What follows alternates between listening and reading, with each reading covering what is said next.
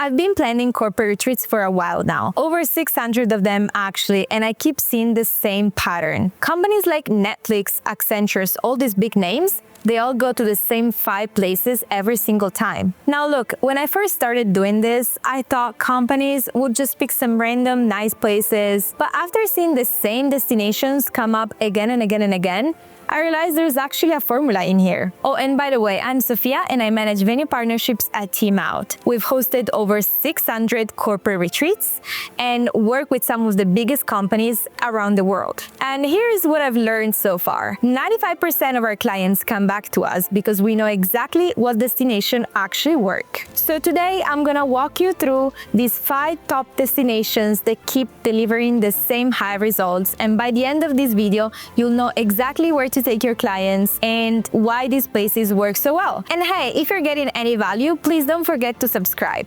I share insider retreat planning tips every week and you won't get this anywhere else. All right, so number 1 is San Diego, and here is why this place just works. So San Diego is one of those unique cities because of the balance between city and nature. Almost all the venues are under 20 minutes from an airport, but some venues are kind of remote. They are in the middle of nature and it is really great. You can also have pretty good pubs just 10 minutes from your hotel, which is pretty epic. And it's usually very affordable and you get good weather all year round. You have beach resorts that are very accessible, usually a lot cheap flights and lots of activities in the area. But here is one of San Diego's highlights, and it is whale watching. It's amazing. You see so many animals, you have hundreds of dolphins following the boat until you get to the spot. And once you get to the spot, it's not that you just see one whale, you see multiple. You see 1, 2, 3, 4, 5, 6, 7 whales, and it is pretty epic. For bigger groups, I'd recommend Bahia Resort. It's in the marina directly on the beach with a part of the beach that is perfect for welcome dinners and cocktail hours. It's usually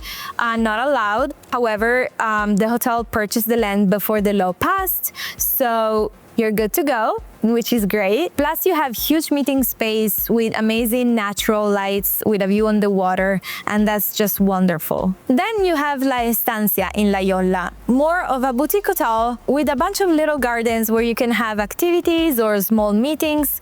It is an old barn, so they had horses in the past and they kept that feeling, and the food there is just amazing. And then we have Grande Colonial. For me, it's one of those unique European hotels in San Diego. They are very well decorated, very high-end, but super affordable. They have great meeting space, great rooms, and just a few minutes from all the restaurants, the bars. The restaurants, 510, is probably one of the best in the area. It's not a Michelin star, but very close. On the downside, it can be very crowded in peak season, and it can be slightly far if you're not staying close to your activities. But if you want something with even more of that ranch vibe. Now, number 2 is Austin, and this one is an interesting one because it gets about 20% of all our booking, and there's a reason for that. So Austin is basically the number 1 most popular destination in the US for corporate retreats. According to our data, about 20% of groups go there.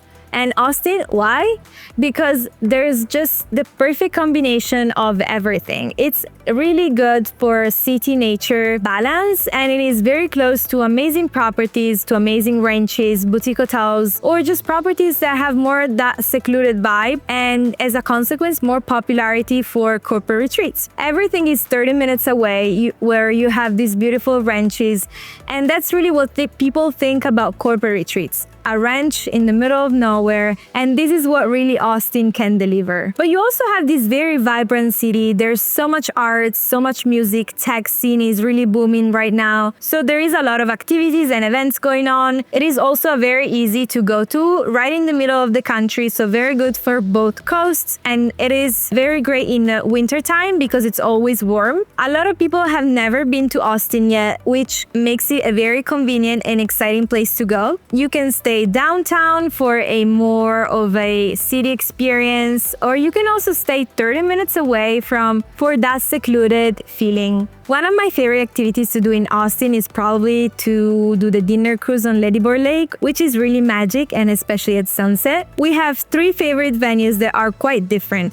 First is The Line. It is a boutique hotel in the city, so you're close to all your activities, all your restaurants, your food tasting, the nightlife experience. And one highlight of The Line is that they have this meeting space that look like a WeWork. So you really have the tables where you can see, but you can also have the couch, more of a laid-back setting that people usually love. The other two venues are more secluded in nature. First one is Hyatt Regency Los Pines. This one is a bigger venue. It's a Hyatt, so it's a more formal venue, but it is on a beautiful property with only nature where you can do kayaking, archery, and you can have all this nature experience. And then there's Retreat at Balcon Springs. It is a 40 people venue where you basically pay an all-inclusive package fee and you get all your meals or your activities already set up in that package. The meetings and everything is more of like a package experience, but it's really high quality. And there's literally the word retreat in these venue names, so they're really good for retreats. On the downside, it can be pricey, especially during those high season months.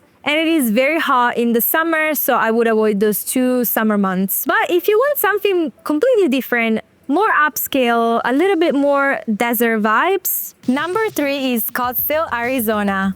And this one is perfect if you want something a bit more upscale. Scottsdale is one of our 3rd most popular destination for corporate retreats in the States. It's a small city and it is very trendy. There's this very scenic and relaxing atmosphere with these beautiful desert landscapes. So you have more of a serene, relaxed environment that's great for team building and outdoor events. The weather, it is really good all year round, except maybe the summer where it gets very hot, but the rest of the year you can enjoy hiking, do team building activities. And Scottsdale is very close to Phoenix, and Phoenix is extremely well connected. It has this very big airport, and so it is very easy for people to fly nationally and internationally. But here is what makes Scottsdale very special. There's this really high diversity of resorts, especially a lot of high-end resorts. If you want something a little bit more expensive, a little bit more fancy, this is a great place. You have golf courses,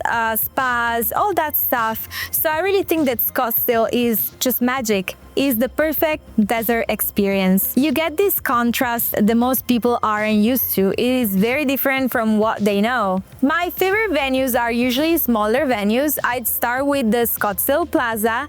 It is really trendy with a beautiful garden in the middle, and it has amazing meeting spaces. It is in downtown, so you can walk through things, but the fact that it has this beautiful garden and a pool in the middle of the property, it makes it so much better. Then there's the Savannah. It is a brand new venue. It is also nature oriented. It is a boutique style hotel. It is very trendy and it is a very nice venue overall. Lastly, we have the Adeline. It's a boutique hotel. It is a bit more cost affordable.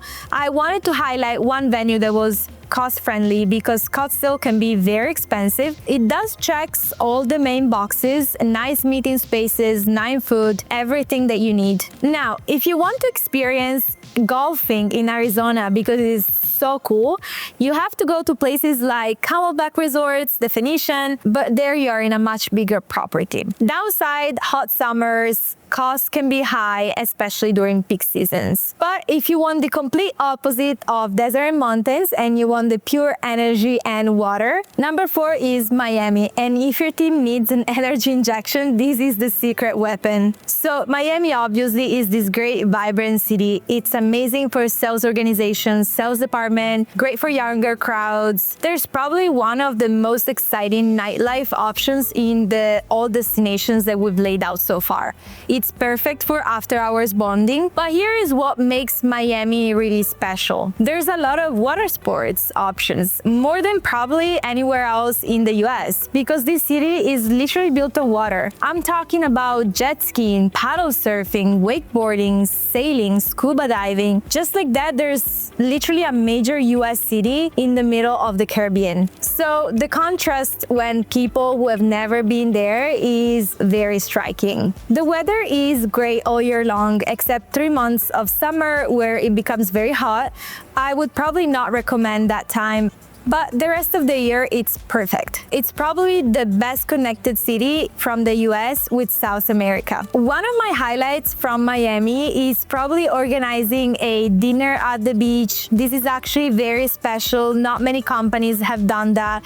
It's very warm at night, so it's gonna be a great experience, and you can have this really nice fine dining on white sand. What's good in Miami is that you can have really 3 different types of venues. You can have a really small venues like Viajero. It's really small with smaller meeting spaces, very intimate. But then you can also have boutique hotels, especially in Miami Beach, like Kimpton or Seoul, Miami, where you have this possibility to have an experience at the beach, but also have amazing meeting spaces that you can put right on the water. An average of 200 rooms and $250 per night, something really middle range. And then of course you can have your high-end hotels, which are way bigger, something like the One Hotel in South Beach, one of my favorites, or Lowe's. Here you really are on the higher end, but also you have this way bigger venue. So Miami can welcome a bunch of different profiles just by the diversity in venues that it has. Miami also is a great option for people that want to organize an event but are flying, for example, internationally. It's very common for teams to have people in Europe, to have people in South America, people coming from New York, San Francisco, and they all meet in Miami because it is just so well connected and it is an iconic city as well. Now, the downsides of Miami, it can be very pricey. Restaurants can be pricey and hotels can be pricey and crowded. It can be also busy in specific areas, especially at night. But the biggest drawback in Miami is hurricanes. You want to be very careful about that. It can happen, and it happened to one of our groups before that it got caught in the middle of a hurricane. So obviously that's not funny. Number 5 is Park City, Utah. This is a completely different vibe from Miami, and that's exactly the point. So Park City is well known for its world-class outdoor activities. So if you're planning on skiing or doing water sports, this is an amazing place. But here is what most people don't know. It is also very incredible in the summer. Utah has these breathtaking landscapes, mountains, national parks. There's so much to do year-round: skiing, biking, camping, even like survival activities in the forest. Here's the thing about Park City. You can have way less distractions, which is really great. Often people ask us what makes a great corporate retreat, and we say you want to give your group the most privacy and the least chance of being distracted and doing their own thing. In a city like Park City, you feel like it's just you and your group. There's no millions of nightlife options or things that take you away from your team. So you're not really competing with their phone. You're not competing with things happening in real life. So it's just perfect for team bonding experiences in that regard. It's very easy to get to from Salt Lake City Airport, so even though it feels remote, it is actually very well connected. It is affordable compared to other popular corporate retreat destinations like New York or Miami. And my highlight activities is actually dog sledding. We've done it with our groups and it is just so fun for when you have a lot of people, for example, who like dogs. So this is a very special time for people also to connect and on a different level. We got places like Montage Deer Valley for bigger groups, middle range budget but very well located. Then we have Park City Resort. It's more of a boutique, higher standing, perfect for 35-50 people with amazing views. And then there's St. Erickson.